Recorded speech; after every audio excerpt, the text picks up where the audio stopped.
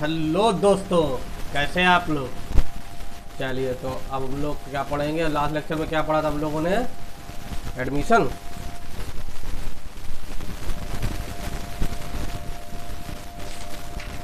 ये बताना कि ज़्यादा नॉइज़ तो नहीं आती है, छोटा वाला फ़ैन चालू होता नहीं नहीं। लास्ट लेक्चर में हम लोग अच्छा इम्पाउंडिंग हो चुका है।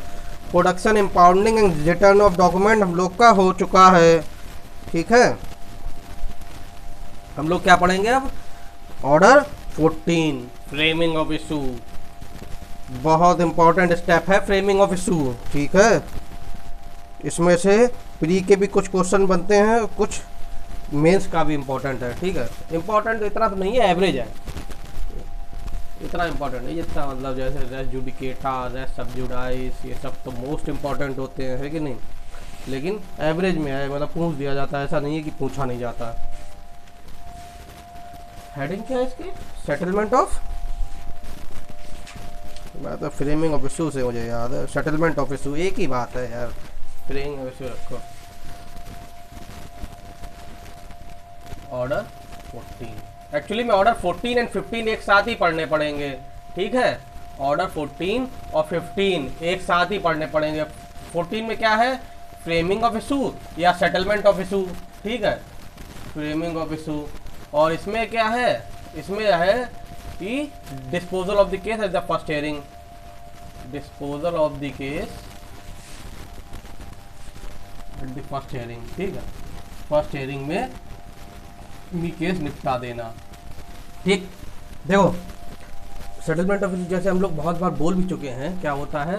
चाहे अगर 3 सबसे इंपॉर्टेंट स्टेप देखी जाए, सिविल लॉ केस कैसे चालू होता है, ठीक है, कब मोशन में आता है। ठीक, सिविल केस कब मोशन में आता है ये बताओ। सबसे पहले जैसे ही फर्स्ट स्टेज इसकी ये होती है, presentation of plaint. First stage क्या है? Presentation of plaint. जैसे ही प्लेंट दाखिल होती है ना, बस वहीं से सिविल केस जो है चालू हो गया। सेकंड इंपॉर्टेंट स्टेज क्या है? सेकंड स्टेज है फाइलिंग ऑफ WS। ठीक है, filing of WS। Third most important stage, तीसरी इंपॉर्टेंट स्टेज क्या है दोस्त? यही फ्रेमिंग ऑफ इशूज। ठीक है, फ्रेमिंग ऑफ इशूज। एक्चुअली जो मटेरियल फैक्ट होते हैं ना, जो मटेरियल फैक्ट क्या होते हैं कि मैंने जो बोला वो उस चीज़ को डिनाई कर रहा है। ठीक है, मैं जो कह रहा हूँ उस चीज़ पे वो डिनाई कर रहा है, उन्हीं के बेसिस पे क्या होता है, मटेरियल प्रपोजिशन तैयार होते हैं। ठीक, क्या मटेरियल फैक्ट तैयार होते हैं, उसी के बेसिस पे इशूज फ्रेम होते हैं। इशूज क्यों फ्रेम किए जाते हैं? इशूज क्यों फ्रेम किए जाते हैं? क्योंकि बाकी का पूरा रेस्ट ऑफ द हियरिंग, पूरा केस जो है उन्हीं इशूज पे ही होगा।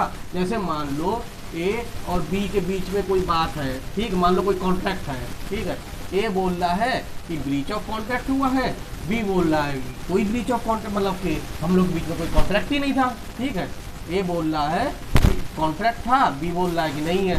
अब इन लोग के बीच में कॉन्ट्रैक्ट था कि नहीं था, यही मटेरियल फैक्ट हो गया। ठीक, यही इशू हो गया, इशू नंबर 1। ठीक, इशू जरूरी एक ही नहीं होता, इशू बहुत सारे हो सकते हैं। ठीक है, समझे कि नहीं। जैसे कि मान लो कि कॉन्ट्रैक्ट, ये मान ले कि नहीं कॉन्ट्रैक्ट तो हम दोनों के बीच में था और हमने ब्रीच भी किया है, लेकिन क्यों ब्रीच हुआ है कि फ्रस्ट्रेशन ऑफ कॉन्ट्रैक्ट हुआ था। फ्रस्ट्रेशन ऑफ कॉन्ट्रैक्ट में ये एग्जम्प्टेड है। ठीक है, तो ये हो जाएगा कि क्या फ्रस्ट्रेशन ऑफ कॉन्ट्रैक्ट है कि नहीं है, फ्रस्ट्रेशन ऑफ कॉन्ट्रैक्ट है कि नहीं है, ये इशू हो जाएगा। तो इशूज जो होते हैं वो बहुत सारे हो जाते हैं। ठीक है, मान लो इशू नंबर 1 ये हो गया कि कॉन्ट्रैक्ट है कि नहीं है, इशू नंबर 2 ये हो गया कि फ्रस्ट्रेशन ऑफ कॉन्ट्रैक्ट है कि नहीं है। ठीक है, ये दोनों इशू नहीं हो सकते अगर कॉन्ट्रैक्ट है कि नहीं है।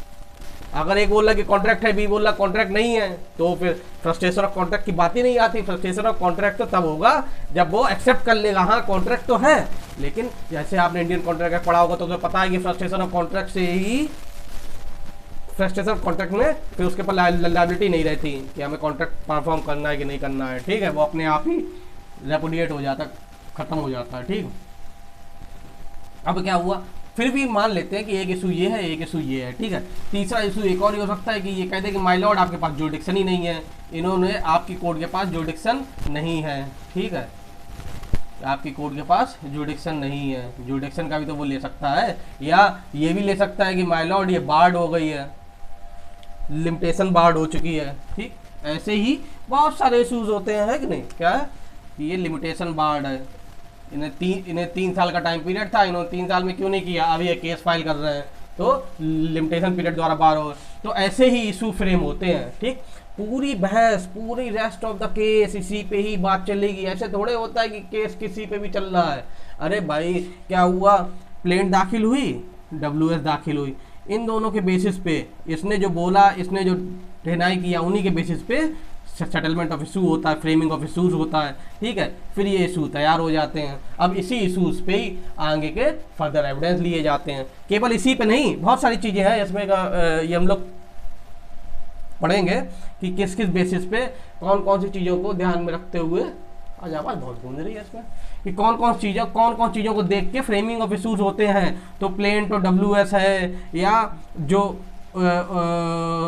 कोई एविडेंस लिया गया है उसके बेसिस पे, कोई डॉक्यूमेंट लिया गया है उसके बेसिस पे, एग्जामिनेशन ऑफ पार्टीज हुआ है उसके बेसिस पे। ठीक है, ये सारी चीज़ें देख के उसके बेसिस पे इशूज फ्रेम होते हैं। जनरल रूल क्या है, कौन इशू फ्रेम करती है, ऑब्वियसली कोर्ट करेगी। ठीक है, कोर्ट ही ये सारी चीज़ें चेक करती है, उस हिसाब से इशूज फ्रेम करती है। ठीक है, एग्जामिनेशन ऑफ पार्टीज किया, उससे पूछा, उससे इशू फ्रेम किया, तो ये इशू, ये ऐसे जनरल रूल क्या है, कौन इशू फ्रेम करता है, कोर्ट करती है कि नहीं।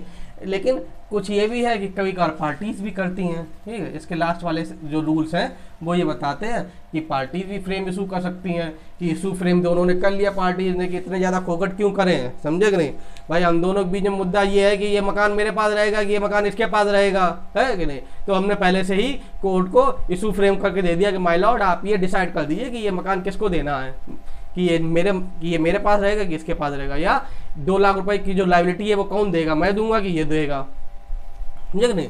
तो ये लोग अपने आप में भी इशूज फ्रेम कर सकते हैं। और अगर कोर्ट को ऐसा लगता है कि उसमें कोई दिक्कत नहीं है, ठीक है, गुड फेथ में इशू फ्रेम हुए हैं, तो कोर्ट उसी में जो है उसी इशूज के बेसिस पे केस चलने लगेगा, है कि नहीं। इसी को जिस दिन फ्रेमिंग ऑफ इशूज होता है ना, इसी दिन इसको फर्स्ट हियरिंग बोलते हैं। ठीक है, फर्स्ट हियरिंग कब बोलते हैं, जिस दिन फर्स्ट हियरिंग कौन सी होती है, जिस डेट में फ्रेमिंग ऑफ इशूज हो रहे हैं उसी डेट को हम लोग फर्स्ट हियरिंग बोलते हैं। समझ में आई बात की नहीं आई, उसी में ही वो सारी चीज़ें हो जाती हैं। इशूज फ्रेम जिस दिन होने वाले होते हैं उसी को फर्स्ट हियरिंग बोलते हैं। क्यों, क्योंकि सारी चीज़ें यहीं से स्टार्ट होती हैं, फर्स्ट हियरिंग इसी से ही होती है, ना कि जो डेट ऑफ ट्रायल होता है उसको नहीं बोलते हैं।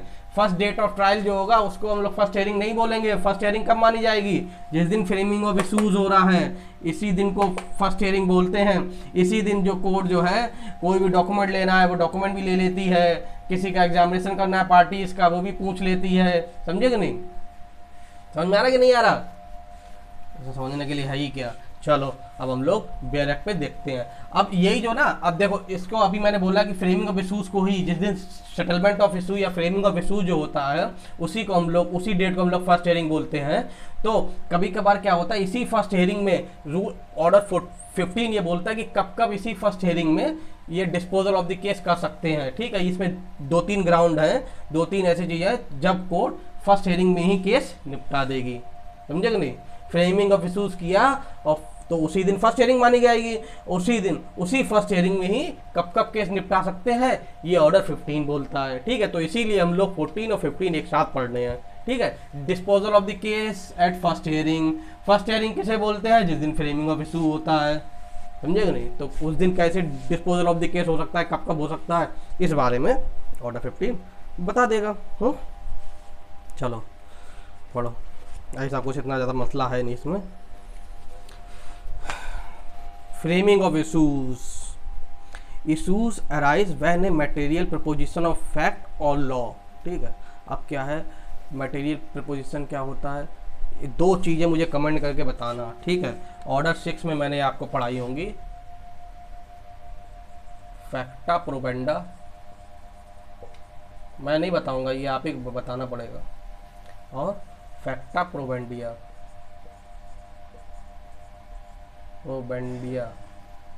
फैक्टा प्रोबेंडा, फैक्टा प्रोबेंडिया। ठीक, ये दोनों चीज़ें मुझे बताना क्या होते हैं। चलो इस पे आओ। फ्रेमिंग ऑफ इशूज़ बारे में क्या बोलता है, इशू अराइजेस, इशू कब अराइज होते हैं, रूल 1 सबसे पहली बात बहुत इंपॉर्टेंट, ये तीनों ही, ये जो जो फैला है जो रूल 1 का सब रूल 1, ये सब ये इसी के बाद बताएंगे कि मटेरियल फैक्ट या मटेरियल प्रपोजिशन क्या होगा जिसके बेसिस पे ये बनता है, फ्रेमिंग ऑफ इशूज़ होता है। ठीक है, दोनों के बीच में मेन मुद्दे क्या हैं। अब जैसे मैंने बोला ना कि हम इन दोनों के बीच में क्या मुद्दा था, इसने कहा कि हम दोनों के बीच में कॉन्ट्रैक्ट था, दूसरे ने मान लिया हाँ भाई कॉन्ट्रैक्ट था, तो ये मुद्दा नहीं रहा। ठीक है, ये तो बात खत्म हो गई कि हमने बोला कॉन्ट्रैक्ट था, उसने मान लिया कॉन्ट्रैक्ट था। दूसरा हमने बोला कि भाई ये ब्रीच ऑफ कॉन्ट्रैक्ट, ए ने बोला इन्होंने ब्रीच ऑफ कॉन्ट्रैक्ट किया, ठीक, बी बोल रहा है कि ब्रीच ऑफ कॉन्ट्रैक्ट नहीं, ये फ्रस्ट्रेशन ऑफ कॉन्ट्रैक्ट हुआ है। ठीक है, तो ये अपने आप में अब ये हो गया कि क्या है इन दोनों के बीच में, ये अब मटेरियल प्रपोजिशन तैयार हो गया। ठीक है, इसी पे अब केस चलेगा। देखो, issue arises when a material proposition of fact और law is affirm by one party and denied by the other party.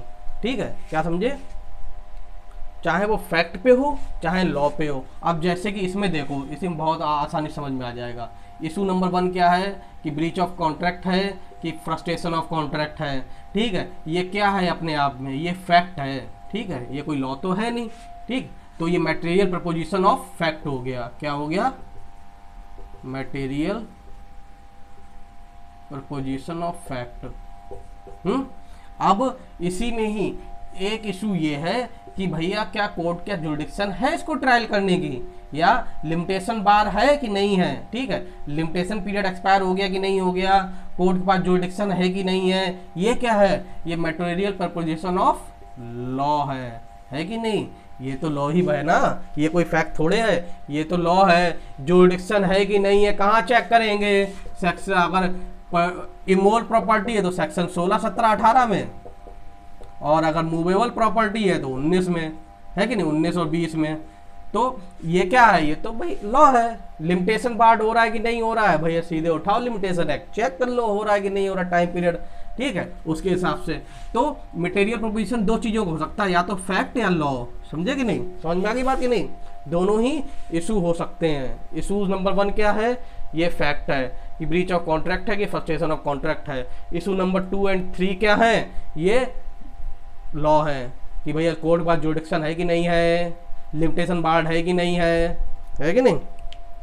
चलो, तो सबसे पहली लाइन क्या है, इशू अराइजेस, इशू कैसे अराइज होते हैं, when a material proposition of fact और law is affirm by one party and denied by the other party. हम बोल रहे हैं वो मना कर रहा है, ठीक है, हम अफर्म कर रहे हैं वो डिनाई कर रहा है, बस इशू हो गया। फ्रेम पहला, material proposition are those proposition of law और फैक्ट। अब ये बता रहे कि मटेरियल प्रपोजिशन क्या होता है, मटेरियल प्रपोजिशन आर दो प्रपोजिशन ऑफ लॉ और फैक्ट विच ए प्लेंटिफ में allege in order to show a right to sue और defendant must allege in order to constitute his defence. ठीक है, अब प्लेंटिफ जो एज ए राइट क्लेम कर रहा है, भाई साहब मैं इसके ऊपर केस कब कर पा रहा हूँ ये बताओ, बी के ऊपर कब कर पा रहा हूँ, जब ब्रीच ऑफ कॉन्ट्रैक्ट होगा तभी तो कर पाऊंगा, ब्रीच ऑफ कॉन्ट्रैक्ट नहीं होगा क्या केस कर लूंगा, समझे कि नहीं। अब ये ब्रीच ऑफ कॉन्ट्रैक्ट जो है ये मेरे हिसाब से क्या हो गया कि एज ए राइट तैयार कर रहा है उसके ऊपर केस करने का, वो फ्रस्ट्रेशन ऑफ कॉन्ट्रैक्ट ले रहा है, ये क्या हो गया, ये डिफेंस हो गया, है कि नहीं। फिर से पढ़ो इस लाइन को, material proposition are those proposition of law और फैक्ट, चाहे लॉ हो चाहे फैक्ट हो, which a plaintiff must allege in order to show a right to sue, है कि नहीं। राइट टू सू कब हो रहा है, जब भैया जब ब्रीच ऑफ कॉन्ट्रैक्ट होगा तभी तो राइट टू सू होगा। हम दोनों के बीच में कॉन्ट्रैक्ट है, आपने परफॉर्म कर दिया, ठीक है, तो आपने परफॉर्म कर दिया तो क्या मैं आपके ऊपर केस कर सकता हूँ, राइट टू सू अराइज होता है क्या, नहीं होता, है कि नहीं। और दूसरा, defendant must allege in order to constitute his defence, वो डिफेंडेंट एज ए डिफेंस जो मटेरियल फैक्ट लेगा वो हो जाएगा, very good. Each material proposition affirmed by one party and denied by the other shall form subject of a distinct issue। ठीक है, अब हर एक अपने आप में अलग अलग हो जाएगा। Issues are of two kinds, issues अपने आप में दो काइंड के हैं, ठीक है, इशू दो काइंड के हैं, फैक्ट हो सकता है, लॉ हो सकता है। और कोर्ट ने ये भी बताया कि मिक्स फैक्ट ऑफ लॉ भी हो सकता है, ठीक है, दोनों का मिक्सचर भी हो सकता है। चलो इतना समझ में आई? कुछ है ही नहीं समझने के लिए यार इसमें। At the first hearing of the suit, अब देखो at the first hearing of the suit the court शैल, क्या करेगा, फर्स्ट हियरिंग में ही कोर्ट क्या करेगा, after reading the plaint and the WS, ठीक है, प्लेंट एंड WS रीड करने के बाद, if any and after examination of parties order 10, ठीक है। अब देखो क्या क्या चीज़ें जो है उसमें ली जाएंगी, मतलब फ्रेमिंग ऑफ इशूज करने में क्या क्या चीज़ों कोर्ट कंसीडर करेगी, कैसे, अब भाई इन्हीं से तो मालूम पड़ेगा कि इन दोनों के बीच में इशूज क्या है, कि प्लेंट वहाँ लिखा है वैसे लेकिन साफ साफ नहीं लिखा, और रिटन स्टेटमेंट, ठीक, पहला। दूसरा एग्जामिनेशन ऑफ पार्टीज, जो उनका एग्जामिनेशन हुआ था ऑर्डर 10 में, उसको कंसीडर करेगी। और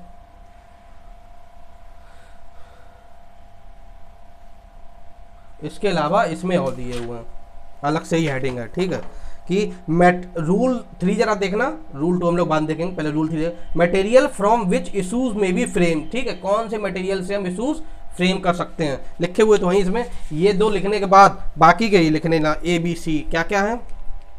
द कोर्ट में फ्रेम इशूज फ्रॉम ऑल और any of the following material, allegation made in oath by the parties, ठीक है, एलिगेशन जो लगा रही है पार्टी ओथ पे, उसमें क्या क्या, चाहे पार्टीज के द्वारा, उसके प्लीडर के द्वारा, उसके रिप्रेजेंटेटिव के द्वारा, ठीक है, एक तो बहुत सारी चीज़ें।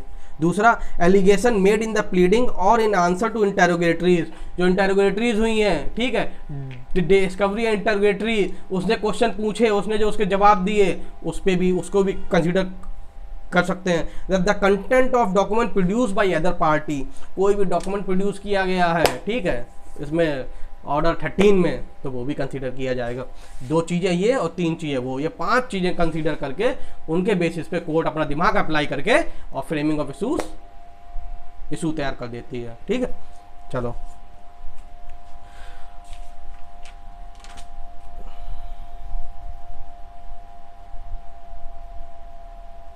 अब इसमें रूल 2 क्या बोलता है, court to pronounce judgment on all issues. अब जितने भी इशूज हुए ना, तो सब पे कोर्ट जजमेंट अपना देगी कि पहला इशू क्या जुरिडिक्शन है कि नहीं है, सबसे पहले तो इसी को निपटाएगी, ठीक है। अब देखो रूल 2 यही बोलता है, रूल 2 ये बोलता है कि अगर फैक्ट और लॉ इशूज दोनों अगर हो रहे हैं, तो अगर लॉ पे ऐसा कुछ है, लॉ ऐसा इशू कोई है जो डिसाइड करना ज़्यादा इंपॉर्टेंट है, तो कोर्ट क्या करेगी, पहले इसी को डिसाइड कर देगी। फॉर एग्जाम्पल कि इशूज तो ये 4 फ्रेम हो रहे हैं कि ब्रीच ऑफ कॉन्ट्रैक्ट है कि नहीं है, फ्रस्ट्रेशन ऑफ कॉन्ट्रैक्ट है कि नहीं है, जुरिडिक्शन है कि नहीं है, लिमिटेशन बार्ड है कि नहीं है, लेकिन इसमें सबसे पहले कोर्ट क्या करेगी, इसको डिसाइड करेगी कि मेरे पास जुरिडिक्शन है कि नहीं है। कि मान लो फ्रेमिंग ऑफ इशूज करने का फायदा क्या है अगर मेरे पास जुरिडिक्शन ही ना हो, है कि नहीं, तो फ्रेमिंग ऑफ इशूज भी वो नहीं करेगी, मतलब ऑफिशियली नहीं करेगी, वैसे तो दिमाग में बैठी गई क्या क्या है, ठीक। तो क्या करेगी कोर्ट, पहले सबसे पहले ये डिसाइड कर देगी, सबसे पहला इशू जो लॉ का ये होगा वो ये डिसाइड करेगी कि क्या मेरे पास जुरिडिक्शन है कि नहीं है, तभी आगे बढ़े हम लोग, है कि नहीं। दूसरा ये कि लिमिटेशन बार्ड तो नहीं हो रहा है कि नहीं, लिमिटेशन बार्ड हो रहा। दूसरा भाई, दूसरा तो डिफेंडेंट जो है वो तो अपने डिफेंस में ये लेगा ही, है कि नहीं, कि माय लॉर्ड आपके पास जुरिडिक्शन ही नहीं है, कॉज ऑफ एक्शन आपकी जुरिडिक्शन में वही नहीं था, है कि नहीं। चलो पढ़ो क्या rule 2, court to pronounce judgment on all issues notwithstanding that the case may be disposed of a preliminary issue, the court shall subject to the provisions of sub rule 2 pronounce judgment on all issues, ठीक है। जो सब rule 2 में दिया हुआ है उसको ध्यान में रखते हुए कोर्ट जो है सभी सारे ये इशूज होंगे सब पे ही जजमेंट देगी। अब सब रूल 2 क्या बोलता है, सब रूल 2 यही बात करता है जो मैंने अभी पहले बोली थी, where issue both of law और fact arise in the same suit and the court is of opinion that the case और any part thereof may be disposed of an issue of law only, it may try that issue first if that issue relate to jurisdiction of the court or a bar to the suit created by any law for the time being in force, है कि नहीं। अगर ये issues हैं jurisdiction लेके या limitation बार को लेके, तो कोर्ट बाकी सब चीज़ों को साइड में रखे, पहले फ्रेमिंग बाद में करना, पहले इनको आप डिसाइड कर दो। रूल 4 ये बोलता है कि अगर कोर्ट को ऐसा लगता है कि यार फ्रेमिंग ऑफ इशूज करने से पहले क्यों ना एग्जामिनेशन ऑफ विटनेसेस कर लिया जाए तो और आसानी हो जाएगी, तो फिर वो रूल 4 ये बोलता है कि एग्जामिनेशन ऑफ विटनेसेस भी कर सकता है, कि पहले एग्जामिनेशन ऑफ विटनेसेस कर लें, उसके बाद हम फ्रेमिंग ऑफ इशूज करेंगे। ठीक है, अब उसके बाद में अगर एक बार इशूज फ्रेम हो गए तो कोर्ट ये भी है कि भाई अगर वो चाहे तो उसे कभी भी अमेंड कर सकती है कि नहीं, या कोई इशूज को हटा भी, अमेंड करना चाहे तो अमेंड कर दे, हटाना चाहे तो हटा दे, है कि नहीं। ये बताता है रूल 5। रूल 6 और 7 इंपॉर्टेंट नहीं है लेकिन फिर भी ठीक है, इंपॉर्टेंट इसमें डायरेक्ट याद रखने का कुछ भी नहीं है, बस ये है कि मटेरियल प्रपोजिशन प्री के जो आते हैं कि सबसे पहले तो सेटलमेंट ऑफ इशू कहाँ दिया हुआ, फ्रेमिंग ऑफ इशूज कहाँ होता है, ठीक है, और फर्स्ट हियरिंग जो डेट होती है वो कौन सी मानी जाती है, ठीक है, फर्स्ट हियरिंग इसको बोलते हैं, तो उसमें दिया होगा ऑप्शन जिस दिन फ्रेमिंग ऑफ इशूज हो रहा हो वो ये सब, तो आपको फ्रेमिंग ऑफ इशू ही मानना है। दूसरा, मटेरियल प्रपोजिशन कौन कौन से होते हैं, इशूज या तो मटेरियल प्रपोजिशन लिखा होगा या इशूज लिखे होंगे, तो वो क्या इशू ऑफ फैक्ट होता है, इशू ऑफ लॉ होता है, तो भैया ध्यान रखना कि दोनों ही होते हैं, इशू ऑफ फैक्ट भी होता है, इशू ऑफ लॉ भी होता है, और इसमें कुछ नहीं होता। और रूल 6 और 7 क्या बोलते हैं, 6 और 7 उसे ही बात करते हैं कि कब कब जो है डिफेंडेंट जो है वो पार्टीज जो है वो इशू फ्रेम करके कोर्ट को दे सकती हैं। 6 ये बोलता है कि अगर कोई भी ऐसी चीज़ है जो डायरेक्टली है, मान लो कोई अमाउंट है या कोई डायरेक्ट चीज़ है, जैसे प्रॉपर्टी वाली बात की गई थी, तो वो कोर्ट को तुरंत इशू फ्रेम करके दे सकते हैं। ठीक, 7वां ये बोलता है कि जो पार्टीज जो है आपस में एग्री होके भी कर सकते हैं। ये समझ में आ रहा? अरे भाई जनरल रूल क्या है, कोर्ट करेगी। ये 6 और 7 ये बोलते हैं कि पार्टीज भी अपने आप में कर सकती हैं, इशूज फ्रेम करके हम कोर्ट को दिए दे रहे हैं और कोर्ट को लग रहा है ठीक है बिल्कुल गुड फेथ में है, तो उसी पे वो जजमेंट दे देगी, उसी पे केस आगे बढ़ जाएगा। ठीक है, काहे के लिए इतनी खोखट करोगे आप, हम खुद ही बता दे रहे हैं हम दोनों के बीच में क्या इशू है कि नहीं। बात ये उठती है क्या फ्रेमिंग ऑफ इशू जरूरी होता है, कुछ रह गया उसमें। एक केस लिख लो यार, एक केस लिखो, गुजरात हाई कोर्ट का है, state of Gujarat versus state of Gujarat versus Jaipal Singh Jaswant Singh engineering and contractors. State of Gujarat versus Jaipal Singh Jaswant Singh engineers and construction contractors, sorry engineers and contractor. क्या है केस का पूरा नाम, state of Gujarat versus state of Gujarat versus Jaipal Singh Jaswant Singh engineers and contractors. इसमें Gujarat high court ने बोला था issues are the backbone of the suits, they are also the lamp post which enlighten the parties to the proceeding, the trial court and even the appellate court as to what is controversy, what is evidence and where lies the way to truth justice। फिर से बोलेंगे, Gujarat high court held that issues are the backbone of the suits, they are also the lamppost which enlighten the parties to the proceeding, the trial court and even the appellate court as to what is controversy, what is evidence and where lies the way to truth and justice। ठीक, अब क्या हुआ, एक बात ये उठती है कि क्या जरूरी है, कोर्ट बाउंड है फ्रेमिंग ऑफ इशूज के लिए। ठीक है, अब मैंने बताया इतनी इंपॉर्टेंट चीज़ है, ये है वो है। ठीक है, एक केस में कोर्ट ने बोला था कि ओमिशन ऑफ इशूज, अगर फ्रेमिंग ऑफ इशूज, अगर कोर्ट फ्रेमिंग ऑफ इशूज नहीं कर रही है, ठीक है, तो इतना बड़ा कोई मसला नहीं है। ठीक, इतना बड़ा कोई मसला नहीं है। ठीक है, अगर कोर्ट को ऐसा लग रहा है कि भाई फ्रेमिंग ऑफ इशूज की हमें ज़रूरत ही नहीं है कि नहीं, फ्रेमिंग ऑफ इशूज की हमें ज़रूरत ही नहीं है, तो ऐसा कोई ज़रूरी नहीं है। अगर उसमें अगर पार्टी मिसलीड नहीं हो रही है, ठीक है, या ये कर रहे हैं फेलियर ऑफ जस्टिस नहीं हो रहा है, तो कोई ये इतनी बड़ी इरेगुलरिटी नहीं है जिससे पूरी प्रोसीडिंग जो है वो वाइड मान ली जाए। समझे कि नहीं, समझ वाली कि नहीं भाई। अगर फ्रेमिंग ऑफ इशूज में ओमिशन कर रहे हैं, केस का नाम क्या था यार, केस का नाम तो नहीं जाना, कोर्ट ने बोला था कि हाँ ये तो है कि ये तो ड्यूटी ऑफ द कोर्ट है कि भाई तुम फ्रेमिंग ऑफ इशूज़ करो, लेकिन फिर भी अगर कोर्ट को ऐसा लग रहा है फ्रेमिंग ऑफ इशूज़ की ज़रूरत नहीं है और उससे कोई ज़्यादा चेंजेस नहीं आ रहे हैं, ठीक है, पार्टी मिसलीड नहीं हो रही है, मिसगाइड नहीं हो रही है, और उस पर जजमेंट देने में अगर कोई दिक्कत नहीं आ रही है तो कोई बात नहीं, मत करो, ठीक है। लेकिन अगर तुमने नहीं किया, अपील गया, अगर तुमने नहीं किया, अपील गया और अपीलेट कोर्ट को ऐसा लगा कि नहीं यार बहुत ज़रूरी है, तो फिर से वो उसे रीट्रायल के लिए भेज देंगे, ठीक है। पावर ऑफ अपीलेट कोर्ट में उसके ये भी तो पावर होती है कि उसे रीट्रायल के लिए भेज दें, फिर से वो ओरिजिनल कोर्ट के पास उसे रीट्रायल के लिए भेज देंगे।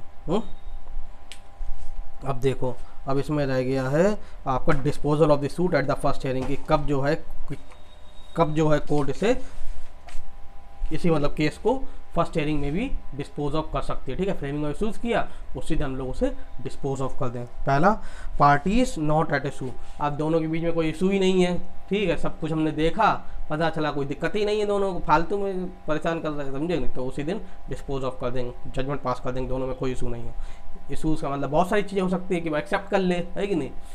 इशूज़ तो तब हो रहा है जब एक मना कर रहा है, दूसरा डिनाई कर रहा है। हमने कहा हमें 1 लाख रुपए इससे चाहिए, उसने कहा हाँ भाई हमें 1 लाख रुपए देने हैं, तो काय बात का इशू है, जजमेंट पास कर दिया कि 1 लाख रुपए दो इसे, है कि नहीं, बस। One of several defendant not at issue, ठीक है। अब उसमें से मान लो 2-3 लोग हैं, ए है यहाँ पर, बी है और सी है, ठीक है। ए ने जो अपनी जो बातें रखी, सी ने एक्सेप्ट कर ली, ठीक है। अब ए और सी के बीच में कोई इशू नहीं है, तो सी के लिए वो जजमेंट पास कर देंगे, ए और सी के बीच में इसके खिलाफ इशू फ्रेम होगा, है कि नहीं। One of the several defendant not at issue. तीसरा क्या है, parties at issue. Parties issue में क्या है, इसमें रूल 3 में ये दिया हुआ है अंदर कि उसमें नो फर्दर एविडेंस रिक्वायर्ड, ठीक है, कि कोर्ट के इशूज़ तो है, दोनों को पार्टीज में इशूज़ है, लेकिन हमने जितने अभी तक एविडेंस लिए और सारी चीज़ों में पास जो डॉक्यूमेंट है, एविडेंस है और उसके बाद में इंटरोगेटरीज है, इन सब चीज़ों के बेसिस पे एकदम मामला क्लियर कट हो रहा है, ठीक है, मामला क्लियर कट हो रहा है, हमें सब समझ में आ रहा है, सारे एविडेंस से सब कुछ हमें जानकारी मिल रही है, इशूज़ जो फ्रेम हुए हैं कि इसमें जजमेंट क्या देना है, तो उसी दिन जज साहब जो है जजमेंट भी दे देंगे, है कि नहीं। अगर इसमें यही है रूल 3 में कि पार्टीज एट इशू तो है, लेकिन हमारे पास no further evidence is required दिया हुआ है, इसमें लाइन कर लेना, द कोर्ट इज सेटिस्फाइड। तीसरी लाइन देखो, the court is satisfied at the no further argument और evidence than the parties can adduce is required, समझे कि नहीं, कि हमें नो फर्दर एविडेंस रिक्वायर्ड है तो हमने जो है उसी पे ही जजमेंट दे सकते हैं, तो भी disposal of the first hearing हो सकता है, ठीक। चौथा ये है कि फेलियर टू प्रोड्यूस एविडेंस, कि अगर हम जो एविडेंस मांगे वो दे नहीं रहे तो भी हम निपटा देंगे, उसी दिन डिस्पोज ऑफ कर देंगे, ठीक है। चलो, इसमें से कुछ आता नहीं है, समझे, इसी के साथ इसी का जुड़ा हुआ है, समझे कि नहीं। अगर ये मेंस में आएगा तो ऑर्डर 15 भी साथ में आएगा। चलो, उसके बाद में अब हम लोग को क्या पढ़ना है आगे, सम्मन एंड अटेंडेंस ऑफ विटनेसेस। इसमें क्या पढ़ेंगे, कुछ भी नहीं पढ़ना इसमें, ये छोड़ देंगे, कभी आता ही नहीं इसमें से। 16A भी नहीं पढ़ना है। एडजमेंट में बस एक ही प्री का क्वेश्चन आता है, बस कुछ नहीं है इसमें। Hearing of the suit and examination of parties, थोड़ा सा एडजमेंट पढ़ना पड़ेगा, थोड़ा सा, और मतलब ऑर्डर 17 और 18 थोड़े थोड़े पढ़ने पड़ेंगे, और एफिडेविट थोड़ा सा पढ़ना पड़ेगा, और जजमेंट एंड डिग्री तो पढ़ना ही पड़ेगा पूरा ही। तो मतलब 2 लेक्चर में ये 20 तक आपका हो जाएगा, 1 लेक्चर में बाकी सब, और 1 लेक्चर में पूरा जजमेंट एंड डिग्री। उसके बाद में फिर हम लोग आगे की देखेंगे और क्या क्या पढ़ना है। अगर आप चैनल सब्सक्राइब नहीं किया है, इतना भी अच्छा मतलब अच्छा लगा करे तो भाई कमेंट करके बताया करो, ठीक है। चैनल सब्सक्राइब नहीं किया तो सब्सक्राइब कर लिया करो, 50% लोग सब्सक्राइब भी नहीं करते हैं। ये वीडियो देखते समय लाइक भी कर दिया करो, व्यूज़ तो लाखों में जाते हैं, सारी वीडियोस के नहीं, 2-3 वीडियो के लाखों में गए हैं, लाखों में तो एक ही का गया है, 50,000 में तो 2-3 हो चुके हैं। TPA के प्लेलिस्ट के भी, हाँ ओवरऑल प्लेलिस्ट का व्यूज़ अगर देखा जाए तो 1-8 लाख पहुँच चुके हैं 1-2 के, वरना तो ऐसे ही रहता है 600-700 व्यूज़। चलो, हमें व्यूज़ से क्या करना है यार, करना तो है लेकिन इतना ज़रूरी भी नहीं है, कभी ना कभी तो चलेंगे, ठीक है। Thank you.